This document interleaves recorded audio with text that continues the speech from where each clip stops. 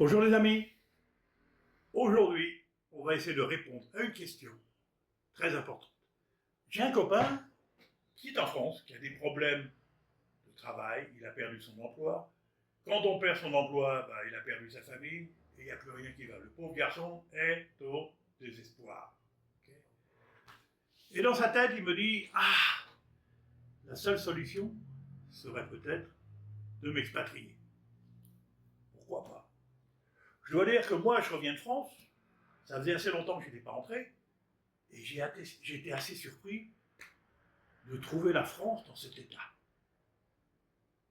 Plus un sourire sur le visage des gens, une insécurité, mais on peut la palper, la sentir, c'est terrible.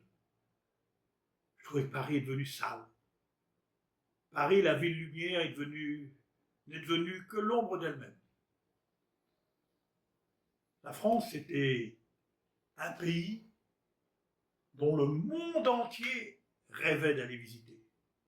C'était vraiment là le pays, la référence dans le monde, au niveau artistique, au niveau gastronomique, au niveau culturel, au niveau même politique, j'irais dire. En quelques années, tout ça s'est passé sous le tapis, ça a disparu. J'espère qu'un jour ça reviendra quand même. Mais que s'est-il passé? Je ne sais plus. Moi, je sais que quand je parle de la France à mes amis asiatiques, ils me disent tous, nous, on a arrêté d'y aller, on s'est fait voler, on s'est fait ça, on s'est fait ci. Donc, l'image de la France en a pris un sacré coup.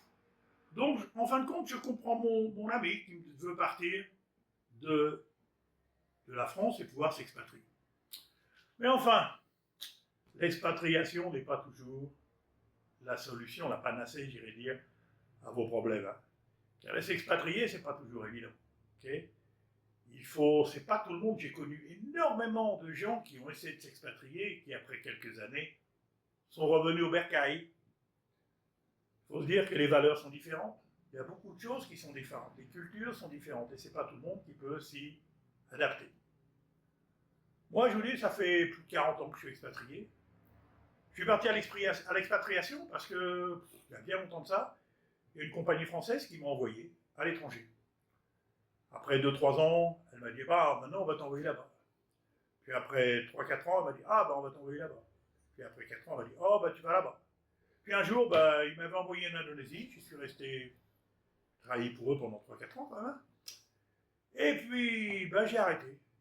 Et puis, j'ai dit, maintenant, après toutes ces années à travailler pour des compagnies, on va essayer de voler de nos propres ailes. Pourquoi pas, Entre-temps, j'ai créé une famille, j'ai des enfants, donc ce qui me donne une attache beaucoup plus solide dans ce pays. Ok? Sans jamais oublier que malgré tout, même si vous avez une famille dans le pays, il vous faut quand même des papiers en règle. Vous ne pouvez pas rester comme ça sur un visa de touriste. Il vous faut des papiers de résidence, des permis de travail. On ne peut pas faire ça comme ça. Dans la majorité du monde, si on n'est pas en règle avec les gouvernements du pays, dans 24 heures, vous serez dans l'avion. Okay? J'ai rien contre la France là-dessus. Okay? Donc, j'ai lancé mon business, donc j'ai des revenus locaux, je paye mes impôts locaux, donc ma vie est ici. Maintenant, me dire, est-ce que je retournerai en France? Pour sûr, j'y retournerai. Parce que la France me manque, c'est quand même le pays où je suis né. Donc, mais j'y retournerai que pour les vacances, quand le fromage ou le foie gras me manque, comme dirait l'autre. Mais j'ai l'impression que quand je vais en France, on n'a plus cet esprit créatif que l'on peut trouver à l'étranger. Si vous êtes créatif à l'étranger, les gens vous supporteront. Et vous donneront toujours, allez, vas-y, on va t'aider, tu vas faire quelque chose, tu vas nous aider. Tu vois ce que je veux dire? Parce qu'en fait, le but de l'expatrié, c'est de pouvoir aider les locaux à devenir des gens de se développer au niveau professionnel et personnel. Ça, c'est notre but primordial, je dirais dire. Donc, je dis toujours, pour s'adapter dans un pays, il y a plusieurs choses. La première chose, c'est le langage. Faites un petit effort. Vous arrivez, vous apprenez comment dire bonjour, au revoir, comment allez-vous. Les gens vont dire, oh, le gars il est bien, il essaye, c'est bien. Vous voyez, tout de suite on va remonter dans notre image. Là, tout de suite.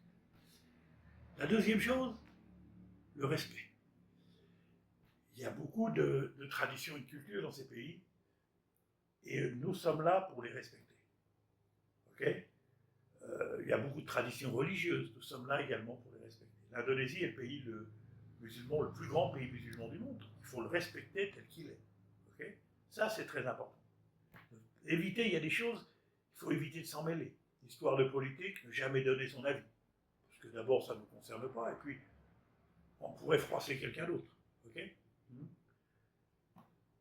l'autre chose aussi, c'est la gastronomie. Je me suis aperçu que, à partir du moment où on pouvait manger comme les gens dans le pays dans lequel qui nous ont accueillis, je vais dire, il y a beaucoup de barrières qui se cassent. Toutes les barrières s'ouvrent, je vais dire. Ça, c'est extraordinaire. Et je peux vous assurer que c'est quelque chose que je continue à faire.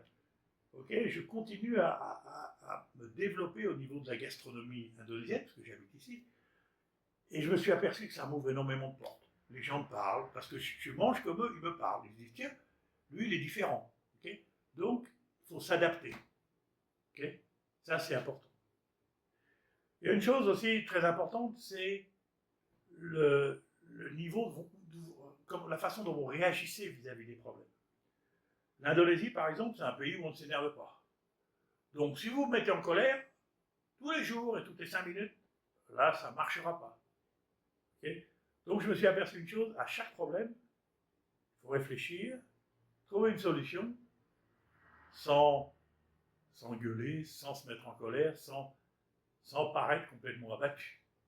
Là, ils vous diront, les gens vous respecteront. Ils disent, le gars, il est bien.